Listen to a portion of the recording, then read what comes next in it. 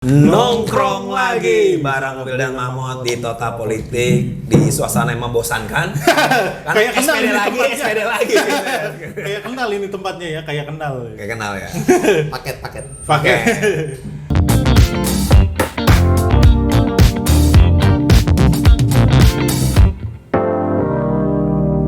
Nah, jadi kita akan ngobrol sama Bang Agus Melas, salah satu pakar pemilu sebenarnya. Pakar pemilu dan partai politik. Kebetulan doi direktur dari SPD, mantap. Berarti bosnya si abang satu itu ya? Iya. Maksudnya, itu tuh yang sering datang ke sini. Erik nggak jelas dari Cirebon gitu. Tapi mukanya mirip ya sama Erik. Iya, makanya gue baru bilang. Kan Mirip. kadang-kadang butuh stuntman memang. Oh iya, benar. Jadi kalau ada yang mau kasih apa, dia mau berbuat jahat sama Iya. Terutama adegan yang berat ya. Ada Iya. berat ya. Kan butuh Adegan. pengganti lah. Betul. Bener juga sih. Jadi nggak jauh-jauh mirip. Ngomongin apa kita ini? Kita ngomongin soal partai politik di Indonesia. Nggak jauh-jauh kalau sama SPD. SPD pasti partai Nggak politik. mungkin ngomongin tentang ini kan, isu-isu kewirausahaan kan. Iya. Harusnya ngomongin duit lah. Oh, duit, benar. Nah, ngomong-ngomong soal duit tuh Bang. Kita mulai masuk aja. Apa masuk apa? Partai kan dibilangnya tuh sarangnya oligarki Indonesia gitu kan.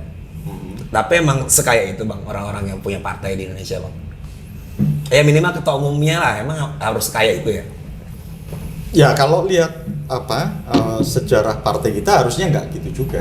Karena kalau kita lihat perkembangan sejak kita merdeka ya, partai itu kan benar-benar yang muncul di Indonesia hampir juga sama seperti perkembangan partai politik di Eropa Barat. Dia bisa dianggap mewakili misalnya pemilihan sosial, pemilihan dari sosial, masyarakat oke. yang kemudian dilakukan objektivasi tertentu menjadi ideologi, aliran politik segala macam. Nah itu kan awal-awalnya secara sejarah dia nggak harus kaya, tetapi kaya ide ya, Kaya ide. karena memang pembelahan sosial itu mencerminkan aspirasi, dan aspirasi itu kemudian harus diperjuangkan dalam konteks perjuangan politik kan, program segala macam untuk tujuan misalnya kesejahteraan umum. Nah itu sebenarnya ke sana. Tetapi memang problem aktualisasi partai yang semacam itu terputus, terutama pasca peristiwa 65. Kemudian ada masa Orde Baru yang kemudian partai politik itu tidak lagi mengalami pelembagaan sebagaimana mestinya. Nah, begitu masuk reformasi ya orde yang sangat terbuka. Semua partai politik apapun orientasi politik ataupun ideologinya itu pada akhirnya memang suka tidak suka harus adaptasi dengan perkembangan politik yang baru, yaitu menjadi partai politik pejuang pemilu lah. Nah itu kan di situ. Jadi problem-problem yang ideal di masa lalu kemudian relatif nggak terwariskan, dan itu kemudian menjadi problem yang disebutnya sebagai apa? Kalau Panen Bianco itu bilangnya electoral professional party. Electoral professional party. Iya, jadi partai pemilu profesional. Nah itu. Tujuannya kayak berarti tujuannya kayak klub bola dong. Yang penting gue menang aja. Iya, gitu sih. iya. Dan itu kalau kemudian dari perkembangan seperti tipologi partai politik kan itu kan disebutnya party catch all. Jadi party catch all itu kalau dulu misalnya pembelahan sosial itu nanti mewakili pembelahan itu ada organisasi partai yang memperjuangkan aspirasi dari pembelahan sosial yang ada di masyarakat, aliran-aliran politik yang di masyarakat. Mungkin itu juga tidak sepenuhnya hilang, tetapi begitu muncul fenomena party catch all itu, pada akhirnya partai itu menjadi satu instrumen yang merumuskan apapun kebutuhan masyarakat lepas dari pembelahan sosial yang ada. Jadi untuk sektor masyarakat ini isunya ini, sektor masyarakat ini isunya ini. Jadi kalau bisa dapat dapat suara dari semua sektor. Nah itu. Nah kalau dilihat kemudian pasca reformasi sampai sekarang, bagaimana untuk partai politik dan kemudian urusan wealth ya, kemakmuran. Ya pada akhirnya mengorganisasi partai di Indonesia itu mahal. Kan kalau kita lihat struktur kerangka hukumnya ya. Kerangka hukumnya itu kan gini. Partai politik ini kan satu entitas yang sangat unik. Ya. Dia itu sebagian ahli ya menyebutnya sebagai entitas yang posisinya tak tergantikan. Dia banyak berkelindan di dunia publik. Dia seperti satu-satunya saluran, misalnya kalau di konstitusi kita di pasal 6 Undang-Undang Dasar ya, 6A itu dinyatakan pasangan presiden dan wakil presiden satu-satunya cara ya partai politik, lewat partai politik. Dan kedua, misalnya di Undang-Undang Dasar juga itu peserta pemilu untuk legislatif baik DPR RI, DPRD provinsi, DPRD kabupaten kota, partai politik. Ini belum termasuk klausula-klausula lain yang tidak tertulis, tetapi hampir semua posisi publik itu selalu ada kaitannya sama partai politik. Jadi dia entitas yang unik, dia diatur di konstitusi, seharusnya dia menjadi harus dikatakan sebagai organ negara, organ konstitusi. Nah, tapi pertanyaannya, kalau partai politik itu kemudian menjadi organ konstitusi atau organ negara, sejauh apa partai politik menjalankan fungsi dan perannya dalam rangka menjaga tatanan negara, misalnya Indonesia yang demokratis. Nah, itu yang jadi pertanyaan. Tapi bahwa harus diakui, kalau tidak kaya agak susah sekarang partai politik, karena memang kerangka hukum yang tersedia tadi konstitusi, tetapi juga di undang-undang mungkin partai politik, di undang-undang pemilu ya, itu strukturnya harus mulai pusat sampai provinsi, kabupaten kota. Nah, karena posisi top down itu, maka ya memang harus mereka yang punya resource yang luar biasa, yang sanggup bangun organisasi parpol, mulai strukturnya pusat, provinsi sampai kabupaten kota. Nah, ini yang kemudian kondisi objektif ya, yang kita tidak bisa abaikan. Saya kemudian tidak menuding bahwa memang pasti orang kaya, tapi kalau lihat kerangka hukum yang tersedia, kalau nggak punya uang yang besar, sumber daya yang luar biasa, susah. Gitu. Ya memang ada beberapa parpol yang mungkin karena punya basis massa terlebih dahulu itu misalnya seperti kayak PKB sama PAN yang punya sama Muhammadiyah bisa ya, gitu misalnya kan? Atau misalnya Pak PD Perjuangan ya, atau Golkar yang karena memang warisan lama kan itu sudah tertanam ya. Tapi partai-partai yang relatif baru kan harus mulai dari awal karena basis massanya mana. Belum lagi ngomongin organisasi kan. Nah itu gue tertarik sama tadi yang pernyataan lu Bang soal akhirnya ya sambil minum ya? Iya silakan. Abang juga padahal kita yang tamu ya. Iya. Oh iya ya. Gue yang tamu. Jadi gimana akhirnya dia tuh satu institusi satu-satunya ya kan, yang akhirnya kita nggak bisa unavoidable akhirnya kalau misalnya kita mau menguasai negara dalam tanda kutip, mau menguasai, mau mengontrol negara atau mau ngomong harus lewat partai kan, walaupun sebenarnya kalau di tingkat daerah mungkin ada jalur independen, tapi tapi kan itu juga nggak banyak dan wacana sekarang soal presiden independen juga ditolak mentah-mentah sama sebagian banyak partai gitu kan. Nah, sebagai satu organ organ konstitusi ya bahasa lo tadi, organ konstitusi itu, nah dia ini harusnya tuh seperti apa sih bekerjanya dalam tanda kutip? Dia harus bener-bener gimana sih, dia tuh harus bergeraknya kayak gimana gitu, fungsi-fungsi partai itu seharusnya seperti apa sih idealnya gitu secara teoretik dalam tataran itu gitu, sebagai pemain tunggal gitu ya. Makanya kan karena posisi dia itu indispensable gitu, jadi tidak tergantikan. Nah, dan itu semakin menguat kan. Tadi apa yang disebutkan sama Mamot ya, Dana. Itu bahwa kalau di tingkat lokal mungkin dibuka saluran-saluran alternatifnya, tetapi itu juga tingkat popularitasnya sudah mulai mereda. Karena kalau kita lihat justru fenomena yang sekarang makin kesini untuk situasi-situasi politik lokal itu dalam konteks pilkada misalnya justru yang menguat calon tunggal. Iya. Kan gitu. Justru calon independen mungkin atau persorangan tidak. Nah, sedangkan pada konteks konstitusi memang putusan MK sudah meneguhkan bahwa calon persorangan atau independen berapa kali kan diuji itu kemudian dibatalkan, tidak diterima permohonannya sama sama MK. Itu menjadi satu fakta. Nah, tetapi ada juga fakta lain yang menurut saya jarang kita konsumsi. Apa tuh, Bang? Di diskursus publik kita. Misalnya saya tadi melontarkan satu sudut pandang terkait dengan bagaimana sih sebenarnya kita mengidentifikasi organisasi partisan ini. Yang sebenarnya sebagian ahli itu menyatakan kalau dia diatur di konstitusi, maka dia harus disebut sebagai organ negara. Maka perilakunya itu harus mencerminkan bagaimana kemudian negara ini dikelola dalam kaidah-kaidah yang sudah disepakati. Nah, menurut saya bahkan cara pandang untuk melihat partai politik sebagai organ negara atau organ konstitusi itu juga masih belum sama di kita.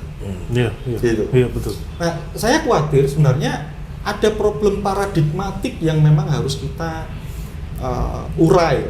Kalau misalnya beberapa ahli ya itu menyebutkan sebenarnya dalam konteks partai politik kalau di perkembangan dunia itu ada setidaknya yang saya sempat catat ya, itu ada 4 paradigma yang harusnya menjadi dasar bagaimana tata kelola partai politik itu kemudian dalam tanda kutip diregulasi oleh negara. Sehingga partai politik itu sebagai satu unit yang ada di dalam negara, dia bounding gitu, mengikatkan diri, tunduk patuh pada kesepakatan bernegara kita. Misalnya paradigma manajerial. Kalau manajerial itu kira-kira gini. Partai politik karena dia disebut sebagai organ negara, organ konstitusi, maka dia punya tugas atau tanggung jawab untuk menjaga pelestarian atau melestarikan tatanan demokratik suatu negara. Ada juga misalnya pendekatannya itu critical approach, gitu, pendekatan kritis gitu. Partai nggak bisa diregulasi semacam itu. Partai itu dilihat murni sebagai satu entitas yang mewakili pembelahan sosial. Biar saja interaksi itu. Atau misalnya partai itu dilihat misalnya kalau sudut pandang ketiga misalnya market, pendekatan pasar, maka posisinya negara sedapat mungkin menjaga jarak dengan institusi partai, tetapi memfasilitasi bagaimana kemudian proses kontestasi dan kompetisi dan partai. Atau yang keempat saya agak lupa ya terkait dengan itu, tapi setidaknya paradigma ini kan jarang kita konsumsi untuk kemudian kita gunakan sebagai satu pendekatan. Kita bernegara ini melihat partai seperti apa. Nah, dari situ akan menentukan bagaimana kemudian negara masuk. Gitu loh. Iya. Tapi saat ini Indonesia tuh lebih cenderung mana? Apa enggak tiga-tiganya? Enggak manajerial juga, enggak menjauh juga. Laissez faire. Kalau nah ya, ini yang menarik kan. Kalau dari sisi 4 paradigma itu, sebenarnya hampir semuanya mungkin ada. Tapi nggak tuntas. Nggak tuntas semua, nanggung semua ya. Misalnya gini, kalau dilihat dalam konteks pendekatan pasar gitu, kan kita harus akui proses-proses elektoral kita itu kan sebenarnya membuka ruang yang cukup banyak untuk adanya iklim kompetisi antara partai-partai. Betul. Nah, tetapi dari sisi manajerial juga sebenarnya meskipun negara kalau kita lihat konstruksi pengaturan terhadap undang-undang parpol, misalnya undang-undang nomor 2 atau tahun 2011 ya, itu kan ya yang terakhir yang undang-undang 2 tahun 2011, sebelumnya 2008. Nah, itu sebenarnya terlihat juga negara itu agak menjaga jarak dengan parpol. Jadi memang pengaturannya dibutuhkan, maka undang-undang itu dibentuk, tetapi sedapat mungkin tidak masuk terlalu dalam. Gitu loh. Jadi misalnya gini, itu bisa dilihat bahkan sekarang ini kan juga mulai muncul wacana revisi undang-undang parpol. Sebenarnya ada semacam kesepakatan politik yang nanti tinggal kita tunggu dibahas ya secara politik oleh lembaga politik, eksekutif dengan legislatif di DPR dalam untuk pengesahan undang-undang.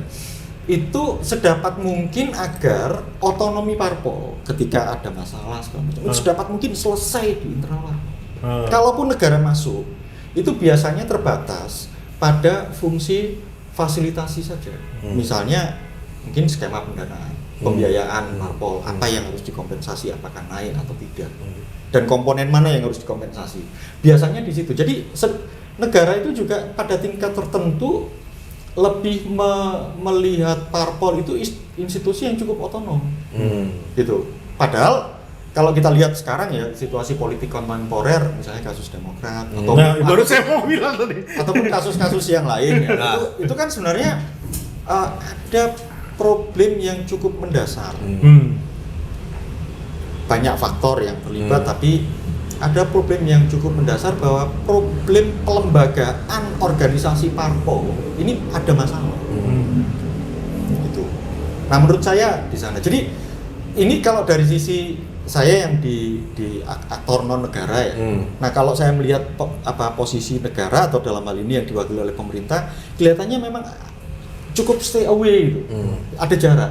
Tetapi parpol jangan salah. Parpol itu juga bisa berbeda-beda. Ada satu partai yang kemudian negara ngatur dong. Nah, kalau negara ngatur ngasih kemudian rule of the game yang cukup ketat, maka konsekuensinya negara support kita. Tapi ada juga partai yang lain menyatakan, oh jangan, support negara itu mungkin nggak seberapa besar dan tidak menangani kebutuhan kami secara luar biasa, tapi kami akan dibelajati oleh publik. Nah, jadi di partai sendiri juga masih juga belum punya paradigma yang clear untuk melihat dirinya, apakah dia itu institusi privat atau publik.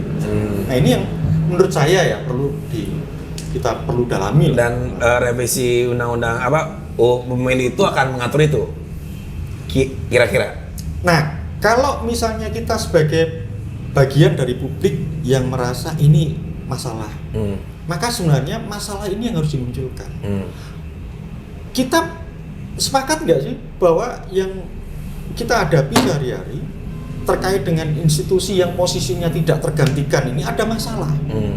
Nah, oleh karena itu kalau ada masalah, masalahnya apa? Karena yang paling baik menyelesaikan masalah kan kita mengakui bahwa itu masalah. Kalau di Indonesia tidak. Nah, itu menyelesaikan masalah kan? Dengan menambah masalah. Nah, artinya kalau kemudian kita bisa mampu mengadres sejumlah isu yang kita anggap sebagai ini masalah nggak? Kalau ini dianggap sebagai masalah, kita sepakati bersama sebagai masalah, maka setidaknya kita bisa beranjak untuk cari solusi dari itu. Nah, kalau isinya penyangkalan ya susah. Jangan-jangan setiap kali periode politik kita periode politik kita kan 5 tahunan lah. Itu kita akan menghadapi problem-problem yang sebenarnya sama. Ini hanya berulang aja. Perubahan tidak terjadi, keberlanjutan saja yang ada. Itu sih kalau saya melihat. Iya sih. Ya maksud gue berarti nggak mau manajerial kagak, konflik kagak. Free market juga kagak ini. Free market mau free market tapi ada parliamentary threshold. Mau konflik tapi tetap diatur undang-undang parpol. Mau di manajerial tapi tetap dilepas juga. Bingung juga sih sebenarnya. Makanya itu yang kita tidak tuntas. Nah, memang kan gini, mungkin ya. Saya juga belum punya formula yang cukup lengkap lah. Tapi setidaknya kalau kita sisir beberapa paradigmatik tentang tata kelola partai dari belahan-belahan negara yang ada, itu mungkin kita bisa rumuskan. Nggak harus salah satu gitu. Tapi kombinasi dari itu mungkin bisa memunculkan satu entitas tersendiri. Oh, ini paradigma model pengelolaan. Tapi emang sebenarnya ini nggak sih, kan gue kemarin denger siapa yang ngomong bahwa reformasi kelembagaan partai pasca reformasi itu emang belum selesai kan pada akhirnya. Betul. Itu benar nggak sih anggapan seperti itu? Justru gini, bukan belum selesai, karena memang pasca reformasi sampai ini kan sudah 2 dekade ya. 2 dekade. Itu sebenarnya kan yang banyak diutak-atik itu kan dimensi electoral system. Nah, itu dimensi electoral proses penyelenggaraan dan penyelenggaraannya. Tetapi institusi yang nanti akan berperan penting menjadi aktor yang akan menggunakan rule of the game-nya, itu yang justru bisa dikatakan relatif tidak tersentuh, yaitu undang-undang partai politik. Bahwa harus diakui sejak tahun 99 ada undang-undang parpol, kemudian ada revisi tahun 2008, ada revisi tahun 2011. Tetapi kan kita bisa perhatikan problem yang muncul kan tetap berulang. Nah, Misalnya itu dia. terkait dengan kelembagaan dan pelembagaan. Kan bisa dilihat gini, ada beberapa indikator ya. Saya mungkin tidak menyebutkannya secara lengkap. Tapi setidaknya partai politik itu dianggap melembaga, terinstitusionalisasi kalau misalnya ini salah satu variabel yang mungkin bisa sampai numerik gitu ya, jadi indikator itu terkait dengan seberapa dalam partai politik itu mengakar dan merasuk dalam benak masyarakat. Itu bisa dilihat dari Party ID atau upaya identifikasi warga negara kepada partai politik. Karena partai politik itu kan per definisi itu simpel. Bahkan di undang-undang kita juga definisinya simpel juga. Partai politik itu entitas yang merupakan asosiasi dari orang-orang, orang per orang yang punya aspirasi yang sama. Yang punya aspirasi yang sama, ideologi yang sama, ya itu. Kan itu simpel. Nah, tapi problemnya sejak tahun 99 sampai tahun 2019, 5 kali kita pemilu, Party ID-nya sangat mengalami penurunan yang luar biasa, drastis. Dari angka 90-an% jadi 80, jadi 70, 60 sampai sekarang mungkin kisarannya 10%. Iya. Udah nggak ada ID. Yang kan catch all kan jadinya. Nah, itu jadi soal kan. Iya. Yang kedua, partai dianggap melembaga kalau misalnya kita bisa melihatnya dari derajat otonomi pengambilan keputusan di struktur-struktur yang tersedia. Misalnya penentuan jabatan tertentu itu wilayah kewenangan struktur yang mana, itu misalnya dilihat. Nah sekarang kan misalnya ya kalau kita lihat perkembangan Demokrat ya, memang kita cukup saya prihatin ya, karena problem ini kan pada akhirnya mengelola konflik itu pada akhirnya muncul di publik. Nah, mungkin itu juga ada blessing in disguise juga, bahwa lepas bahwa kita tidak bisa abaikan ada variabel Muldoko sebagai ketua terpilih yang hasil KLB itu memang posisinya ada di struktur istana. Jadi kita juga susah nyangkal kalau kemudian bahkan dalam posisi netral pun artinya kan pemerintah juga kasih restu gitu kan. Tetapi juga di sisi lain kalau kita lihat perkembangan perdebatan mengapa konflik itu muncul, itu kan terkait dengan tata kelola dan derajat otonomi parpol yang semakin memusat. Gitu kan? Justru semakin memusat. Gitu. Jadi bukan kemudian sentrifugal tapi sentripetal gitu. Gitu kan? Makin ke dalam personal orang, sekelompok tertentu. Padahal partai politik kalau per definisi kan dia asosiasi dari orang-orang kan, gitu. Ya artinya banyak yang punya saham. Dan itu kemudian memunculkan juga pada tingkat tertentu derajat tata kelola internal parpol, salah satunya itu mengelola faksionalisasi. Kan faksionalisasi normal, mau di partai manapun pasti ada. Ya. Nah, tetapi sekaligus posisi konflik Demokrat ini, prahara lah ini, prahara Demokrat ini kan pada akhirnya juga harus ditangkap oleh partai-partai yang lain. Karena sebenarnya problem ini juga ada di partai-partai lain. Relatif juga terjadi di bahkan sebelumnya ada kan PKB, P3, PKS, Golkar juga dulu. Di situ. Nah, mereka mengalami dinamikanya masing-masing, tapi yang pasti pada akhirnya ada titik temu secara politik karena bagaimanapun juga ini kan problem, harus dikatakan ini problem antar elit. Elit lah. Karena masyarakat mungkin nggak terdampak apapun ya, kecuali kita yang concern terhadap isu sosial politik ya kan. Itu. Nah, tetapi kan ini terlihat sebenarnya konflik antar elit ini kemudian antar elitnya sendiri yang harusnya elit itu naturnya punya kecenderungan untuk berkompromi, berkelompok gitu. Nggak mungkin elitnya kumpul sama rakyat. Elit ya elit ya.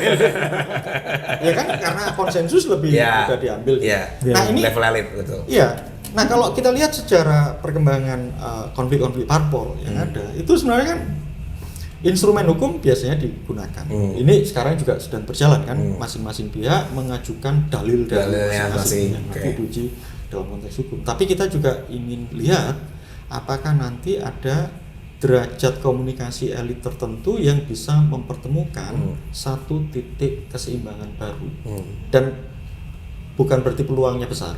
Ini kecil, tapi itu juga cara. Karena kalau kita lihat pengalaman-pengalaman yang lain, ada yang berhasil, tapi ada yang enggak. Golkar biasanya konflik, faksionalisasi, pada akhirnya faksi-faksi juga bisa terkelola lagi. Atau yang faksi yang lain bikin partai baru. Oh, ya itu kan bisa dipahaminya kan gini. Kalau faksionalisasinya dipahami dalam logika elit yang tidak pada seharusnya, maka pecah dia. Karena satu-satunya cara untuk maju presiden, dia harus lewat parpol. Ya, betul. Jadi kalau dia tidak bisa masuk ke memenangkan di satu pertarungan itu, maka dia akan dirikan parpol. Nah, dan dirikan parpol ya mahal.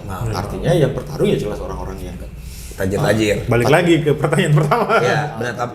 Gue mau masuk gini bang. Tadi lo bilang kan bahwa konflik partai itu adalah konflik elit gitu kan. Jauh bahkan masyarakat nggak peduli. Kalau kita lihat ya, dilihat kan. Dan berapa survei pun mengatakan tingkat kepercayaan masyarakat terhadap partai politik itu rendah gitu kan. Kira-kira ada gak tips dari Bang Melas nih bagaimana partai membangun kepercayaan nih ke masyarakat gitu kan? Loh ya, makanya justru itu kan yang kita harapkan. Ini sebenarnya bukan khas Indonesia, bukan khas Indonesia. Kalau misalnya kita baca Carrie Storm, Wolfgang Müller ya, bagaimana elit-elit partai politik di Eropa Barat, ini level Eropa Barat, pusing kepalanya. Apakah di era yang modern itu partai itu meletakkan orientasinya kemana? Apakah pada orientasi policy kebijakan? Apakah pada orientasi vote? Karena suara itu nanti akan dibirginkan. Dan pada akhirnya orientasinya setelah suara dibirginkan itu kan orientasinya pada office. Jadi posisi. Nah itu juga mengalami problem tidak hanya di Indonesia. Tetapi mengapa kemudian dikatakan ini problem elit, ya? Dan itu belum sampai mengena ke masyarakat karena yang dipertarungkan bahwa kemudian ada kemasan-kemasan ini terkait dengan norma, terkait dengan etika, terkait dengan komitmen, terkait dengan loyalitas. Tapi kan masih loyalitas di antara faksi-faksi dan di antara elit-elit. Belum sampai kemudian mempertarungkan gagasan dia. Faksi itu gini, sehingga kami lawan gitu. Karena ini nyangkut aspirasinya masyarakat yang ini. Clear.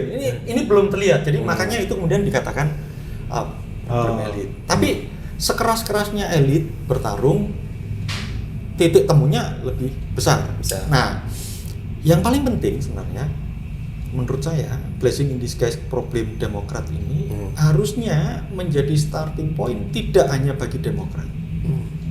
Tetapi juga bagi partai-partai lain untuk kemudian ini kalau misalnya kita kapan kita ngomong rakyat, kapan kita ngomong program, kapan kita ngomong platform-platform yang mewakili aspirasi atau pembelaan sosial tadi. Karena di antara kita belum selesai, gitu. Nah harapannya tentu disupport dengan data-data sekunder ya yang hasil produk dari lembaga-lembaga survei itu.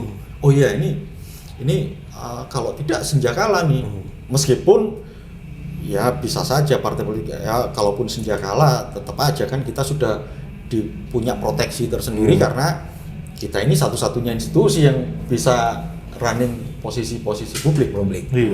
Itu nah saya juga nggak punya formula yang pas untuk itu, tetapi problem yang ada sekarang ini harusnya dijadikan momentum di banyak hal untuk mulai internalisasinya ya, dan kemudian mungkin jadi momentum untuk mencari titik temu kalau misalnya revisi undang-undang pemilu, undang-undang partai politik dilakukan, apakah mungkin isu-isu yang diadres dalam pembahasan itu juga menyangkut bagaimana menjawab pelembagaan partai politik di Indonesia. Tadi kita udah bicara soal partai politik dan semacamnya dan salah satunya soal RUU revisi parpol ya, UU parpol itu kan. Sebenarnya kalau secara substansi, hal yang paling penting di UU itu apa sih Mas? Ya sebenarnya gini, kita harus menemukan gini loh. Kalau saya baca undang-undang partai politik yang ada ya, termasuk perubahan-perubahan sampai yang terakhir tahun 2011. Kalau prinsip-prinsip dasarnya itu nggak jauh berbeda dengan prinsip-prinsip dasar yang misalnya anggaplah kita ambil dari kesepakatan Uni Eropa terkait dengan partai politik. Betul. Nah, tetapi yang jadi soal di Indonesia itu klausul-klausul yang sifatnya umum, tidak terlalu banyak hambatan. Itu yang kurang adalah proses internalisasi dan kemudian proses interaksi di internal partai secara demokratis. Jadi misalnya gini, kan kita selalu seringkali ya partai politik menyatakan itu problem internal dan itu sudah diatur melalui mekanisme internal demokratis di internal parpol. Nah, tetapi itu tidak pernah diuji. Nah, ini ada kasus misalnya di Jerman ya. Di Jerman saya lupa persisnya negara bagian mana. Jadi ada putusan hakim konstitusi di sana yang membatalkan hasil pemilu di negara atau mungkin di county gitu ya. Pokoknya dianggaplah distrik pemilihan di sana. Alasannya simpel. Ada calon yang sebenarnya melalui proses internal demokratis dicalonkan ternyata tidak dimasukkan dalam daftar calon. Posisi pemilunya sudah dilakukan, dibatalkan oleh hakim Mahkamah Konstitusi bahwa dikatakan ini argumen yang bahwa negara Jerman itu negara demokratis. Oleh karenanya partai politik harus menggunakan prinsip-prinsip yang sama. Karena mekanisme internalnya menciderai prinsip itu, demokratis itu, maka dia menciderai prinsip bernegara. Sampai segitunya. Logiknya di situ. Keren banget ya. Itu sesuatu yang diuji bahkan untuk negara yang demokrasinya stabil, maju gitu. Jadi maksud saya gini, ada banyak klausul-klausul kita yang sebenarnya comply dengan standar-standar internasional. Baik di undang-undang pemilu, di undang-undang partai politik ini. Itu sorry gue potong. Itu kalau misalnya itu sampai terjadi di Indonesia, beberapa pilkada yang kemarin itu yang tiba-tiba ada yang nyalip set, kader partai digeser set. Nggak, tapi bisa gua simpulin. Mungkin praktek yang sangat jamak ya. Iya, terjadi di jamak di Indonesia itu banyak banget yang dibatalin. Tadi gue bisa nangkep begini Bang. Revisi UU partai itu adalah proses untuk mendemokratisasi internal partai. Iya, jadi sebenarnya mengelaborasi lebih lanjut agar partai itu dalam tata kelolanya memang benar-benar mencerminkan bagaimana prinsip bernegara. Ya kita harus sebangun dong di situ. Kalau negara Kesatuan Republik Indonesia itu negara berbasis demokrasi, ya maka negara partainya itu sebagai organnya ya harus demokratis. Sehingga kita warga negara juga harus berperilaku sama. Nah itu yang sebenarnya yang kurang di kita. Kita banyak klausul-klausul yang sifatnya besar. Tetapi kemudian pada tingkat praktik kayak budaya politiknya itu yang belum tersentuh. Jadi kerangka hukumnya tersedia. Tetapi bagaimana kemudian political behavioralnya itu kayak misalnya civic virtue dari Gabriel Almond ya.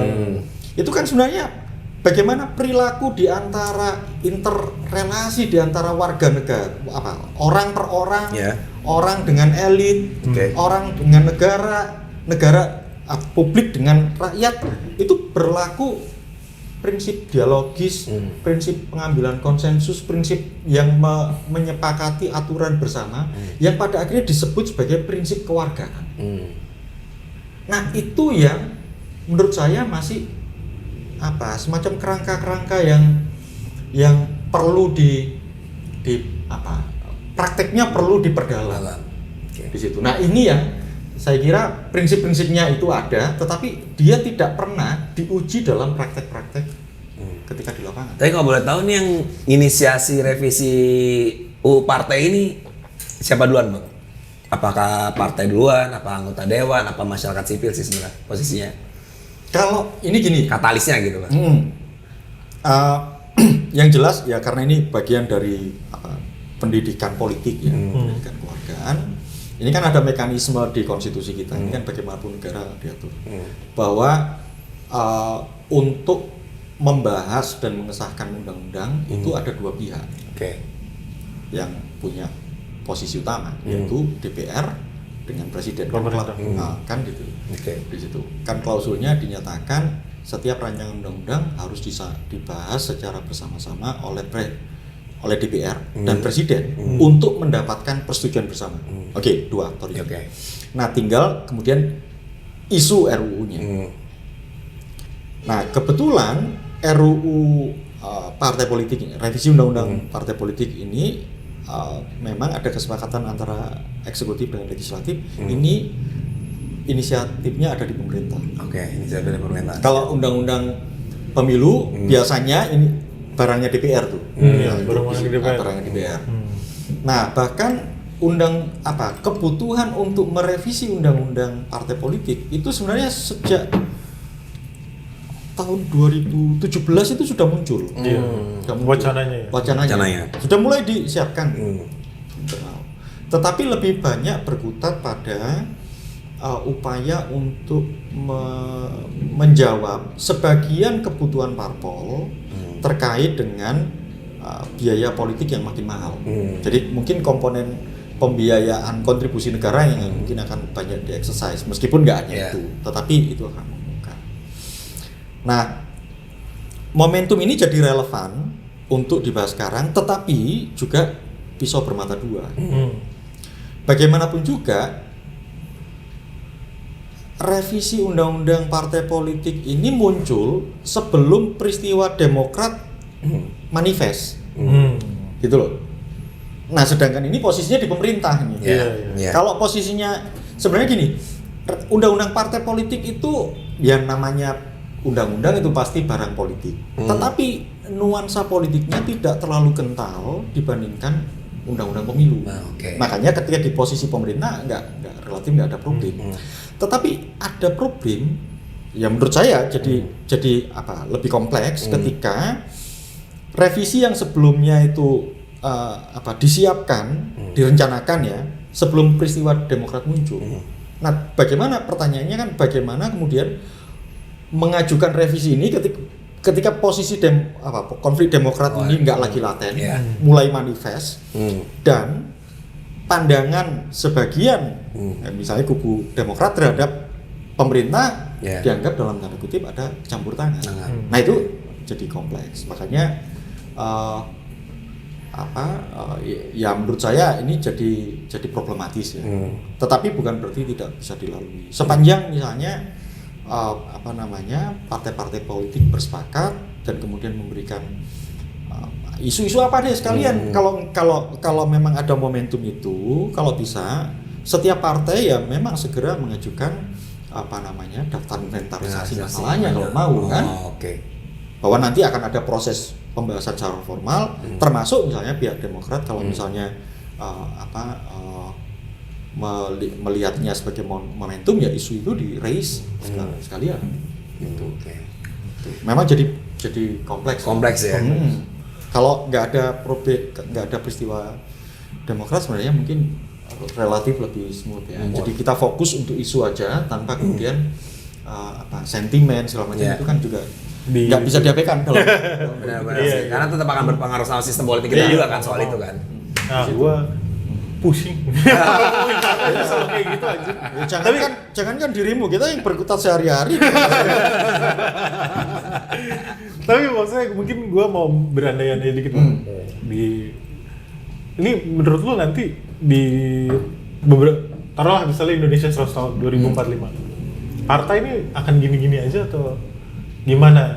Akan ada perubahan nggak sih? Atau sebenarnya kalaupun memang kita mau bergerak melakukan suatu perubahan partai atau kelembagaan partai, what the stepping stone atau stepping stone apa yang mungkin dari sekarang mesti kita bangun? Ya, misalnya kalau saya sih gini, misalnya kalau saya ikuti ya pemilu Indonesia sejak tahun 99, maksudnya bukan ngikuti ya sebagai pemilih ya, saya 5 kali pemilu kan, posisinya udah jadi pemilih waktu itu tahun 99 bahkan. Tetapi masuk ke bidang sosial politik yang kemudian fokus ke kepemiluan kan sejak tahun 99 sampai sekarang. Bahwa saya juga tidak bisa mengabaikan ada pandangan yang sangat sentimen yang sangat kuat, sentimennya negatif.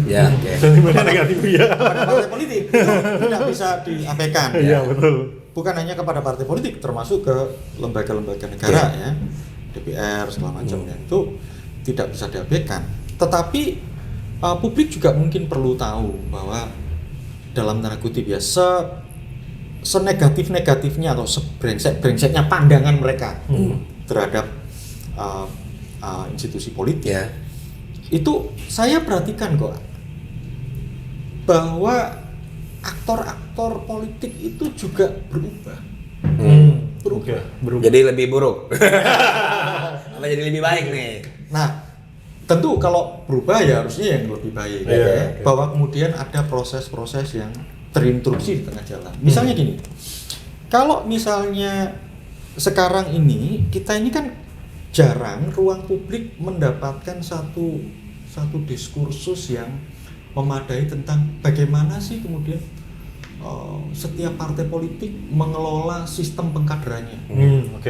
Kan itu menarik karena saya juga mendengar ada skema-skema pengkaderan yang terinstitusionalisasi.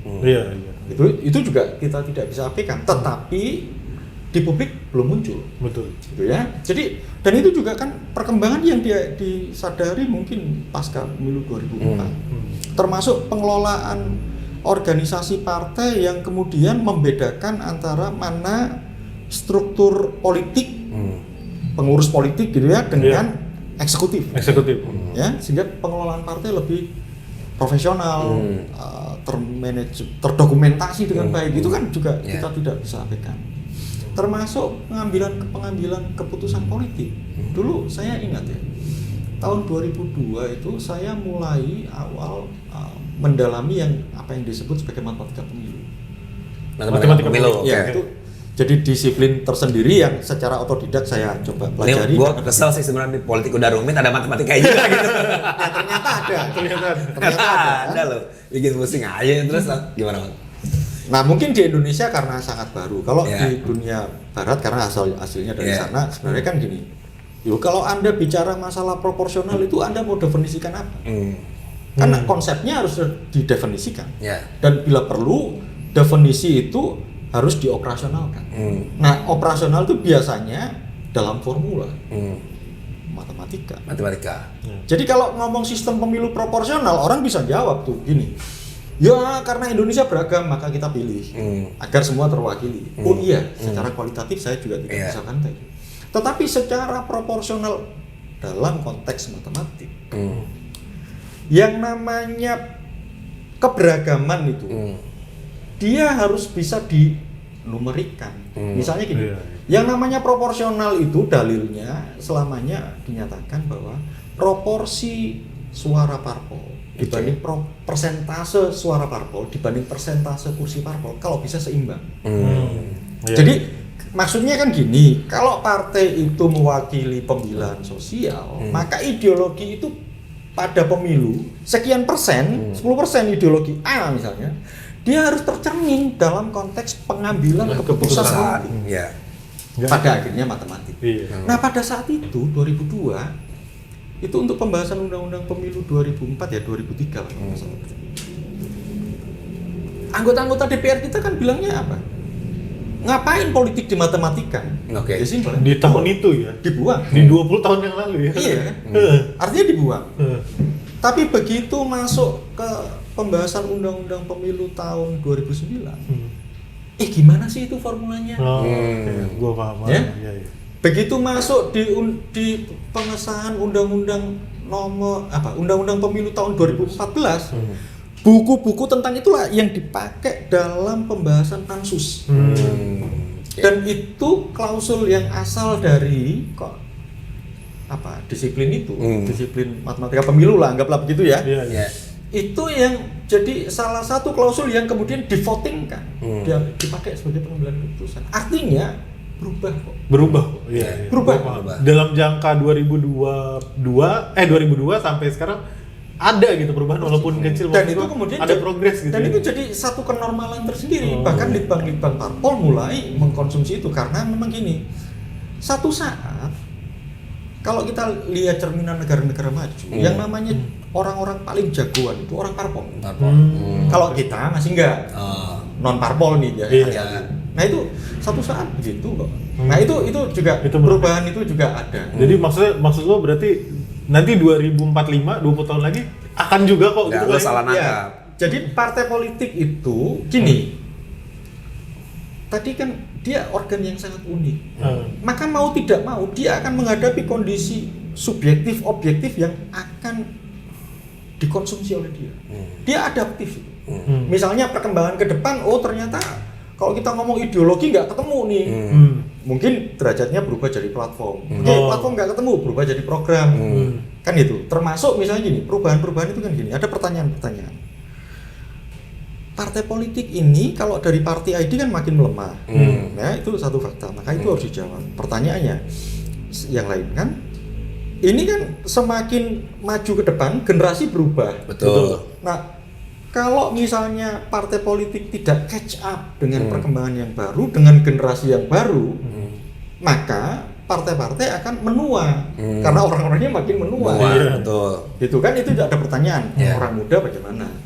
Nah itu mulai kan ada upaya eksperimentasi, misalnya kayak PSI yang dianggap partai muda, tetapi itu juga dijawab oleh kompetitor yang lain. Kalau misalnya tahun-tahun 2014 itu ternyata beberapa data survei menunjukkan anak-anak muda itu meskipun ada PSI sebagai alternatif ya, yang benar-benar muda tuh. Nah, tapi ada partai-partai lain yang mainstream tetapi ternyata jadi sasarannya anak muda. Nasdem. Tapi data terakhir yang surveinya indikator politik Mas Burhan menunjukkan anak muda larinya ke Gerindra dan PD Perjuangan dua kan? Malah ke situ ya. Jadi saya juga belum tahu jawabannya, tetapi dugaan saya baik Gerindra maupun PD Perjuangan berupaya juga. Termasuk juga misalnya strateginya Demokrat. Ya dengan mengusung AHY, saya kira dalam rangka menjawab itu. Jadi partai politik ini juga bukan makhluk yang statis. Dia juga bergerak. Gitu. Jadi ya bentuknya seperti apa kita masih berupaya mereka-reka. Tapi apakah dia eksis atau tidak, saya kira ruang itu sangat terbuka.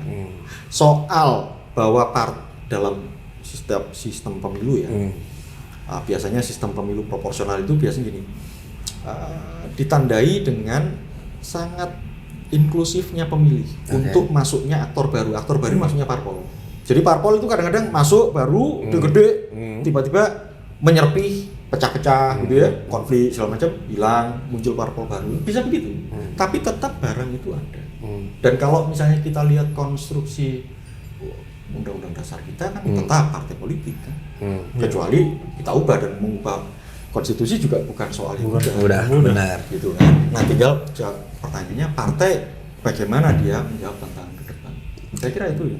Menarik ya. Pertanyaan pamungkas, Cok. Dari gua nih. Dari lo, Cok. Aduh, gua nggak tahu. Harus lu partai aja. mana? Lu aja, gua nggak tahu. Gua mau nanya nih, Bang. Berandai-andai lagi. Berandai-andai. Pak Jokowi milih lo jadi Kemendagri. Terlepas dari partai politik atau nggak isu-isu yang lain lah. Atau mungkin lo emang konsennya di partai politik. Apa yang akan lo lakukan ketika menjabat itu? Ya nolak aja. Ini baru sekali gue bilang ya nolak aja. Ini andai-andai lo, Bang. Astaga, ini nolak. Karena berandai-andai, saya andai-andainya nolak. Ya udahlah, berarti ya kan kita gini loh. Menteri, apalagi Kementerian Dalam Negeri. Oke. Coba periksa itu sejarahnya kita. Termasuk bahkan bisa dipersandingkan dengan belahan-belahan dunia. Yang namanya Kementerian Dalam Negeri itu portofolionya partai pemenang. portofolio partai pemenang. Oke. Ya, karena urusan stabilitas politik apapun gitu. Itu luar biasa itu. Dan itu jadi portofolio kabinet yang sangat diperebutkan oleh partai-partai yang berkoalisi. Oke. Jadi nggak mungkin gitu. Jadi ya bagaimana saya bisa jawab? Ini karena gak enak sama Pak Tito dia. Gak enak. Iya. Oke, kesimpulannya Cok, dari lo Cok. Kesimpulan gue satu, katanya gini sih sebenarnya, gue ini nih rada-rada masih pengen lanjut sebenarnya. Soalnya kalau ngomong sama Bang Erik itu kayak ngomong. Udah gak usah ngomongin dia lah. Kayak ngomong udah bosan-bosan sama Erik sama abang sepupu lu. Nah, gitu. Kalau ngomong sama Bang Melas itu kayak ngomong sama paman lu, kayak lagi didongengin soal satu hal gitu. Kalau Erik ngantukin gak jelasin gue. Gue malah gak ngantuk, tapi gue malah kalau paman gue lagi mendongeng tuh pasti kenapa gitu kalian ya, nggak tidur? Oh gitu ya Pak. Ya kesimpulannya udah kelamaan lo. Ya dari kesimpulan gue sih sebenarnya apa ya? Gue merasa gue bingung sih sebenarnya karena semua yang diomongin tuh ya soal pertama paradigma kita yang gak jelas, terus partai yang catch for all yang akhirnya emang nggak punya ideologi dan segala macamnya akhirnya ya kita nggak bisa berbuat banyak karena emang kelembagaannya belum tuntas. Betul. Dan ya gue sepakat sih mungkin momentumnya sekarang dengan konflik-konflik partai yang ada dan akhirnya undang-undang pemilu yang mau dibahas undang-undang partai yang mau dibahas akhirnya jadi kita buat ya kalau bisa dimulai pelembagaannya walaupun gue juga dapat perspektif bahwa sebenarnya ada kok perubahan walaupun kecil walaupun pelan butuh waktu 20 tahun buat kenal matematika pemilu gitu maksudnya butuh waktu beberapa tahun mungkin butuh waktu beberapa tahun lagi ke depan buat akhirnya partai kenal platform yang benar bahwa harus menjunjung tinggi program kerja yang benar gitu masih butuh waktu lagi gitu pelan-pelan dan masyarakat juga pada akhirnya bisa paham gitu bahwa yang dituntut dari partai bukan duit lagi ya program ya apapun itu dan kayaknya masih butuh waktu itu dan ya gue suka optimismenya sih walaupun sedikit ya. Ya pertanyaannya gini, apapun ideologi yang ditawarkan ini meta botol kan selalu ada pertanyaan mendasar. Partai harus mampu menjawab. Apa yang didapatkan oleh pemilih masyarakat kalau pemilih itu milih dia. Kan betul. Itu pada akhirnya. Betul. Tapi kalau misalnya partai masih berkutat dengan persoalan-persoalan di internal dia, di antara elit-elit yang ya gimana? Anda mau kasih tunjuk sesuatu agar kami benar? Saya juga nggak belajar apapun dari Anda. Loh kan itu juga harus segera dibereskan. Betul. Di situ. Ya kalau gue gini, pertama sih gue suka soal Bang Melas bahwa revisi UU partai politik itu adalah proses bagaimana mendemokratisasikan internal partai kan. Kalau misalnya secara kelembagaan mereka nggak demokratis, pasti perilaku mereka di luar sekre mereka itu tidak demokratis itu satu. Yang kedua memang gue lihat nih semua partai udah ke tengah semua kan, spektrum ideologi udah nggak jelas dan semacamnya. Berarti tantangannya bagaimana nih partai ke depan itu bisa melakukan pelayanan masyarakat yang paling baik gitu. Jadi kayak swasta aja, udah nih gak usah ngomongin apa-apa, yang penting service terbaik buat konsumen, buat konstituen, pasti mereka akan pilih kita lagi. Mana yang paling optimal? Paling optimal dan semacamnya. Karena kalau dilihat sekarang memang hari ini partai-partai politik dimilikin sama orang-orang yang kaya akan duit bukan kaya akan gagasan, pasti mau nggak mau yang harus dioptimalkan adalah pelayanan terhadap masyarakat. Toko nangkepnya kedua. Yang ketiga, lo lupa kenapa si Bang Melas ngomong matematika politik di sini bos? Karena dia salah satu-satunya orang yang ngerti matematika politik di Indonesia. Jadi dia ngomong di situ, lo kalau butuh. Bukan. Lo bercanda Mas Melas, bercanda. Itu. Terus menurut gue penting sih. Jadi kan sebenarnya kalau di politik kita sendiri ya, maksudnya lo di UI, gue di Unsud, soal matematika dalam konteks politik pun nggak terlalu mateng kan dibahasnya kan. Maksud gue mungkin kita emang butuh mengadopsi nih sains-sains matematika atau nggak dari ilmu-ilmu lain untuk memperkaya soal politik di Indonesia sih menurut gue gitu. Dan ini emang obrolan berat banget karena ada tokoh matematika pemilu. Kita nggak ngomong tentang matematika pemilu kan. Jadi thank you banget Bang Melas sudah nyediain waktu ngobrol sama Wildan and Friends ya. Kurang aja. Harusnya Friends and Wildan. Jadi semoga teman-teman nih dapat sedikit perspektif segar, terutama soal partai politik dan pentingnya soal revisi UU partai politik itu. Jadi nongkrong terus di Wildan Mamot, jangan lupa subscribe Total Politik dan SPD. Intinya sindikasi pemilu dan demokrasi. Sampai jumpa, lupakan Erik dan diskon dari SPD. Bye.